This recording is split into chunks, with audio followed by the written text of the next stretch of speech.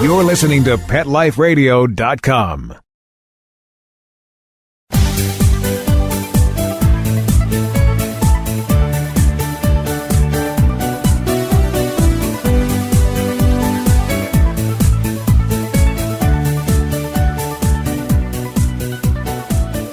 Hello, pet parents. This is Michelle Fern, host of Best Bets for Pets on PetLifeRadio.com. This is for all of those pet parents that have maybe kind of older dudes, older gals for their fur babies, and that includes me. So you're probably thinking, okay, what does that mean? I have some important information coming up for you. Stay tuned. We'll be right back. Sit. Stay. We'll be right back after a short pause. Well, 4 to be exact.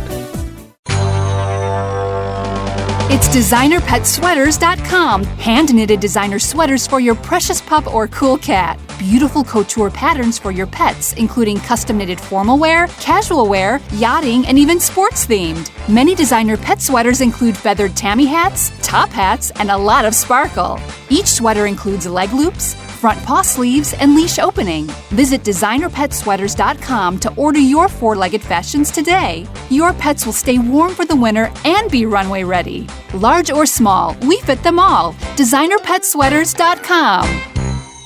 Begging to hear more of your favorite show? Full episodes of all our shows are available on demand. Go to PetLifeRadio.com to fetch our entire lineup of Possum Pet podcasts. Also, dig us up in iHeartRadio Talk and iTunes. Let's talk pets. Live and on demand only from Pet Life Radio.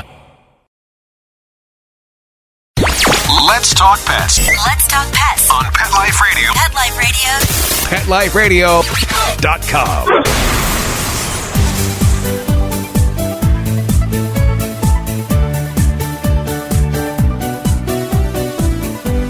Welcome back, everyone. I'd like to introduce Brit Hyde. He's the marketing manager at Bil-Jac Foods. Welcome, Brit. Hey, Michelle. Good to be with you.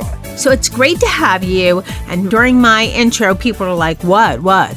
Older dogs, what's that about? But senior dogs, it's important to talk about senior pets.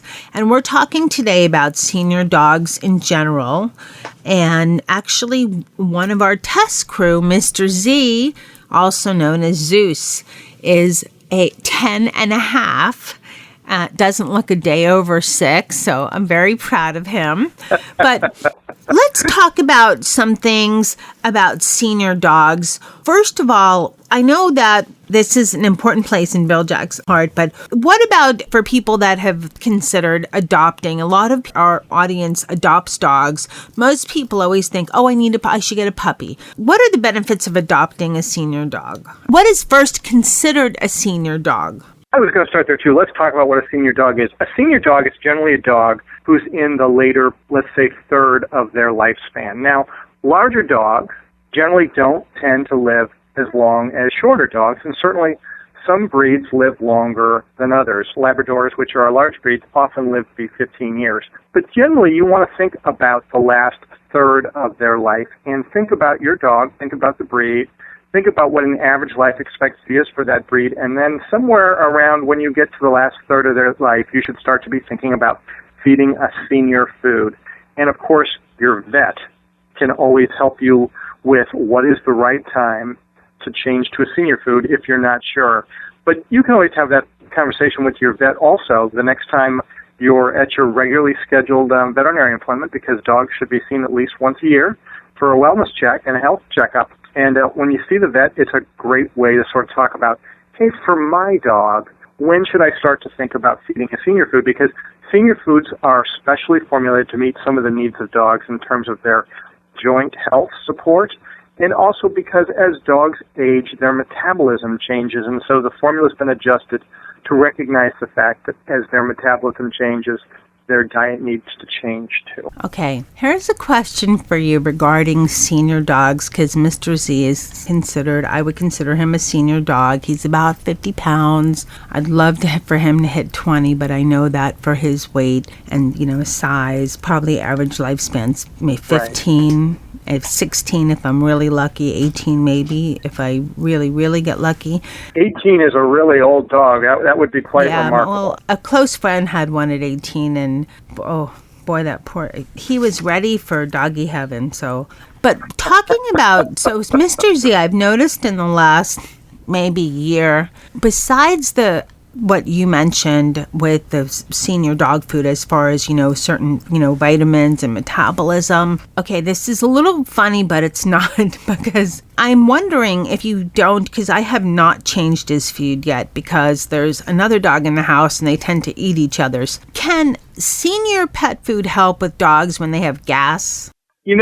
Having gas is part of a digestibility issue, and if you feed a super premium food like Bil-Jac, and we like to think that we are extremely digestible, and if your dog's having gas, and if you're not feeding any human food or rawhide treats or something like that, but you're just keeping your dog on good, nutritious dog food and good, nutritious treats, then your dog developing gas is probably part of the aging process, and what you really need to understand is that represents your dog's inability to digest food as well as they used to, and gas is just a byproduct of food that's not being well digested and will therefore be eliminated. One of the reasons to feed a super premium food like Bil-Jac, and one of the reasons Bil-Jac is so great, is because of the way we process it. And Bil-Jac, unlike almost any other company, we process the food where we don't use an extruder expander, which is a very, very quick and efficient and cost-efficient way of processing food, but it tends to cook the food very quickly,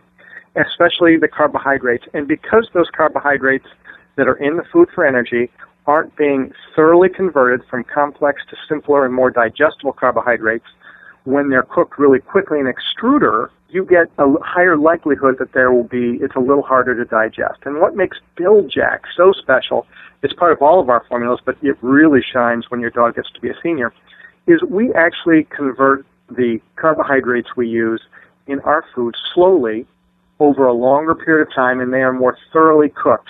And by being more thoroughly cooked, it's easier for your dog to digest it. And as your dog gets older, ease of digestion is a really important subject. So I think if you feed a super premium food like Bil-Jac, you will find that you can't always guarantee no gas, but you may be able to address the gas issue. And the other thing that may be happening is as your dog ages, maybe they don't need to eat quite as much. And if you cut back a little bit on their food, you may find that some of that gas problem is also mitigated, because gas can just be a product of, hey, I'm just eating too much. And because your senior dog is less active, which is a natural part of aging, they will need less calories in. And you may find that you can feed a little less, and that not only keeps your dog at a good weight, which is extremely important for a senior dog to keep the stress off their joints, but also helps with feeding the right amount, can maybe help with gas. There's no guarantees, but that's the way I would approach the problem you're suggesting. I like that you also say measure that the food quantity should be smaller, because I've heard this argument in many households, but there's always one significant other. One says, they need to have enough food, otherwise, they'll go hungry. And then there's the other one that says, no, they should have plenty and they'll eat when they want. So I always have that little battle. So I'll make sure my significant other, he always almost listens to every show that I have, but make sure he listens to this one. I think it's probably a combination of things. And people get older, and just like people get older, dogs get older, stuff happens. That's right. And it's tempting. You should double check with your significant other that maybe as your dog's getting older, maybe he's not getting some special treats that you don't know about. Yeah, maybe he's over-treating. Who knows? Yeah. All those things can throw your dog's digestion a little bit out of balance. But again, we always say, and if you read our bags, we say, do not free feed. We thoroughly recommend a controlled feeding habit, because first off, your dog will develop better eating habits if you're not free feeding. Secondly, again, you want to keep the weight off the dog as it ages, and you want to be the one who's actually controlling that dog's health. Now, it is a well-known fact that dogs who are a good weight or even a little bit underweight will generally live a little bit longer than dogs who are allowed to get overweight. And so that's another reason not to free feed. Over half the dogs out there in the United States are technically overweight. And it tends to be the senior dogs who form a lot of these overweight dogs because, again, their metabolism slowed, they're doing less activity, but no one's cut back on how much they're being fed. And so as a responsible pet parent, we really urge people to think hard about what and how much they're feeding their dog and to realize that your dog is changing as they age. And you can't just maybe throw in a bunch of food like you did before, and you may have to spend a little more time monitoring what and how you feed your dog. Very good info. Let's talk about, since we're talking about senior dogs and, their health, and I think you touched on some of these, but what are some of the ways that you can support your senior dog's health? We talked about food. What are some other ways? I also mentioned keeping your dog's weight in check. That's a great way to help your senior dog, especially as their joints begin to age. Keeping the weight off really helps. But, hand with that is staying active. And that's not just good for your dog. It's probably good for us as well. But, the old saying, use it or lose it, that really pertains to muscles. And muscle mass tends to decrease with age. And to keep your dog fit, you want to feed them a good quality diet, but then you want them to expend energy. You want them to be active. So that's both good for physical and mental stimulation to keep your dog active and moving. Think about your dog's teeth, because just like us, as we age, your dog's teeth will maybe become less fit. My dog has managed through various chewing activities to actually, he's 11 and a half, and he's managed to eliminate some of his teeth. Frankly, it's just broken them off. He doesn't know that his teeth aren't as strong as they used to be until he loses one. But you want to be proactive about keeping your dog's teeth clean, and that's another great thing about our senior food, but about some other senior foods as well. Look for a kibble that maybe not be quite as hard as it used to be so that it's easier for your dog to chew their food. I think I mentioned regular veterinarian visits. I think one more thing to keep in mind, and especially for those of us who live in colder climates, now that the weather's changing, your dog is going to be more susceptible to drafts as we get into winter here. Think about your accommodation for your mature friend. They're going to be stiffer. Being exposed to a draft is harder. You've got to be more accommodating as they go up and down stairs or jumping in and out of the car. They're not as limber as they used to be. And so being thoughtful about accommodating your dog in what used to be just everyday lifestyle can be really helpful to your dog as he ages. That's some great information. Thank you. Now, let's talk about, on my show and on a lot of shows on Pet Life Radio, we appreciate good breeders, but we also know that there's a lot of dogs that out there that need to be adopted. And there's a lot of people, think, if I get a senior dog, there's certain stigmatisms attached to that. I personally, I've mostly adopted dogs, not young puppies, but 3 months. Our cat adopted us, and he was a year plus. I just had a family member wanted to adopt an older cat because he wanted to make sure that he gave the cat, and a cat that was probably not going to get adopted, that might not have a good life. And so he was very adamant about adopting a senior cat. So what are some of the things maybe you could ease people's minds about adopting a senior dog? I think a lot of people may think that there's something wrong with the senior dog who's in a shelter, which can be very, very far from the truth. I think we tend to jump to the conclusion, wow, that's an older dog and he's in the shelter. He must have some behavioral problems, and that could not be it at all. And in some cases, it couldn't be further from the truth. The fact is that all of us change in our circumstances. Some of us who may have older dogs, we may move, and the dog may not be able to move with us. Perhaps we're downsizing from a house to an apartment, and now a dog can't come with us. Perhaps some of us are older, too, and we can no longer keep a pet, or someone's life circumstances change, and so the dog ends up in the shelter through no fault of their own. So first and foremost, I encourage people to get rid of the idea that, if it's an older dog and it's in a shelter, that means there's some sort of problem or issue with that dog. As a matter of fact, a lot of those dogs have been around the block. They've already learned what it takes to get along with others and become part of their family pack, and they will join your family in absolutely no time.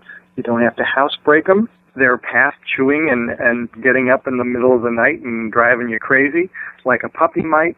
They're less likely to sort of have that super hyperbolic high energy that a young dog will have, and that could fit better into your lifestyle if what you want is more of a easygoing companion, as opposed to, as we all know, puppies tend to have at least a couple of years of sort of hyperactivity as they grow into their body and grow into what their role in the family is. So there are lots of reasons that it can be very comforting and very convenient and very just easygoing to adopt a mature dog. And you certainly know that you're saving a life, and that's always a good feeling as well.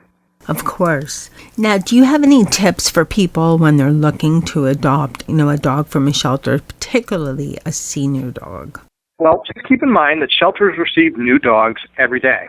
So if you go and you don't see someone who you think fits your lifestyle, come back in a few days. There'll probably be another choice. Secondly, the people in the shelter are very, very tuned into dogs. If you share with them what your lifestyle is, they may be able to help match you to a dog who's in a certain life stage that is going to fit your lifestyle. So talk to the people in the shelter, share with them what kind of companion you're looking for, what kind of living situation you have, and those people in the shelter can probably help make a really good recommendation. And then just know that, if you're going to bring a senior dog into your life, you really need to be fair to that dog and be sure that you're ready to make the commitment, because in my mind, the hardest thing is some poor dog who's been in a shelter comes home with you, and then you change your mind, and he has to go back to the shelter. So make sure when you go, you're ready to make a commitment. And it is a commitment because you're going to be with that dog for the rest of that dog's life. I absolutely agree with you. Mr. Z, when he was adopted, he wasn't a little puppy, but he was 3 months old, and he was actually returned. So I'm just grateful whoever returned him for whatever reason. Thank you, because he's fantastic. Yeah, he's worked out to be a great dog for you for 10 years, right? That's great. Oh, he's fabulous. That's one of my peeves is when people don't realize that adopting, a dog is, or any pet, it's a commitment. And matter of fact, when I lived in Los Angeles, I lived in a smaller place, and I went back and forth in my head. I really wanted a dog. I was out of school, out of college, so I thought I have more time now, but I don't have a lot of time. What should I do? Was it fair to have the dog, in an apartment for so many hours a day or what? And the more research I did, the more I found that dogs do acclimate to your lifestyle. They really do. Given my dog was a Border Collie mix and she was a little active, that meant going to the dog park probably 6 days a week. And I did that. And she loved it. She got her exercise. She played in a huge park up in the mountains. And, right. But she got used to it. When I was gone, she was okay to just, veg out. And I heard that over and over. And I saved a life, So, you do have commitments. I mean, if you travel a lot or things like that, you have to just keep in mind. But yes, I'm glad you mentioned that, because people should always realize that adopting a pet is a commitment. It's not, oh, I didn't realize the dog would bark sometimes. I'm bringing him back. It's not like returning, a pair of shoes you don't like or something. You really need to think seriously about making the commitment. Yep, there's a heart inside that dog. You don't want to break it. Now, let's talk a little bit about Bil-Jac, because it's Veterans Day, everyone. So thank you to everyone that has and is serving our country. We greatly appreciate you here at Pet Life Radio. And there's another twist with Bil-Jac, because one thing that I am very excited about is that Bil-Jac they have products that help support America's vet dogs. Britt, tell us a little more about that. Sure. Well, this goes back to the founding of our company. Bil-Jac is named for Bill and Jack Kelly. These were a couple brothers. They founded the company about 70 years ago. Both of them started the company right after they returned from service in World War II. And they both spent many years in service and felt strongly about veterans' issues because they were both, servicemen. And a few years ago now, an opportunity came along where we could partner with a group called Vet Dogs. What Vet Dogs does is they help provide free of charge companion dogs and service dogs to returning wounded American veterans who obviously could use some help, and they're probably going to have a hard time affording this dog on their own. So these are provided free of charge to veterans because it actually takes $30,000 to $40,000 to train a service dog and get them ready to be paired with someone for the rest of the dog's life. And veterans may have some special needs, whether they're physical or emotional, and the dog is trained specifically to help deal with that. So what BilJac has done is we've teamed up with Vet Dogs, and we have a product called Vet Dogs Treats. And if you look at the packaging, it's really all about Vet Dogs, but there's a little BilJac brand down in the right front corner that says, hey, made by BilJac, so that you know it's a high-quality treat. They're available both in pet specialty stores and in grocery stores, and a portion of the proceeds from the sale of Vet Dogs Treats goes to help support the training of these dogs that eventually are placed with our servicemen who've returned from service and need assistance of a dog, whether it's emotional or physical. And we're just so pleased to partner with Vet Dogs. And if folks want to go learn more about Vet Dogs, it's vetdogs.org. And if they want to learn more about the treats and where to find them through a dealer locator, they can go to vetdogtreats.com, which is a slightly different site, but it's really focused on helping people find where these treats are sold. And just keep in mind when you buy these treats, they're just high-quality treats from BilJac, where real fresh chicken and chicken liver are the number one and number two ingredients. They're made the same great way all of our treats are made, but it helps support the training and placement and pairing of a service dog to a veteran in need. Well said. And for everyone listening, I actually had Joe Worley, who is a recipient of a service dog from BilJac, on my show, and he just did a great interview, and it really was very insightful to people that, even though a lot of us are aware of service dogs, it, I think, refreshed everyone's mind and taught some people, some things you should not do with service dogs and so forth. And it was just a great interview. Now, having said all this, and BilJac really does a lot to support with senior dogs and vet dogs, and what a great product you produce. Where can we buy it?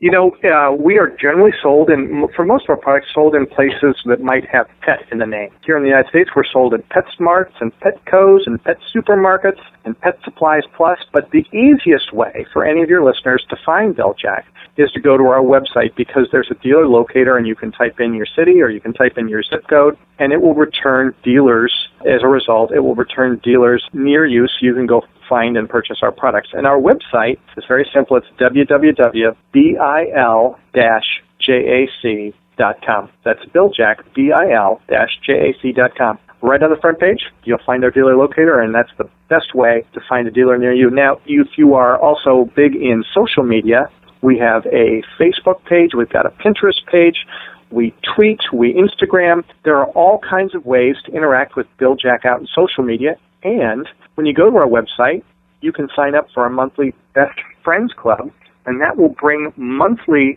news about new products, about what's general dog education. We often have videos on there for training your dog, but it's really about improving the relationship between you and your dog, and it comes free of charge to your inbox once a month. There's usually a coupon offer in there as well. And it's a great way for people to learn more about their dogs and build that relationship. So that's another way people can get regular information, not just about BilJac, but about building the bond with their dog. I'd like to thank Brit for coming on Best Bets for Pets, telling us all about BilJac and your great products for our senior dogs, and also all that you do for America's vet dogs. So thank you so much, Brit. Michelle, great to be with you. Thank you. What a great interview. And Mr. Z, who tried out some of BilJac's senior dog food, really liked it.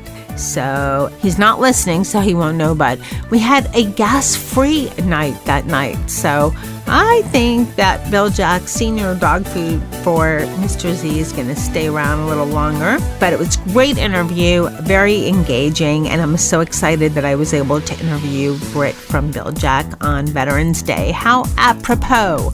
For more information, you can go to Best Bets for Pets and look on the segment page of this episode, or on this episode page. There'll be a link to the website and a little bit more about BilJac products. And on their website and their social media, you can find out a lot more information.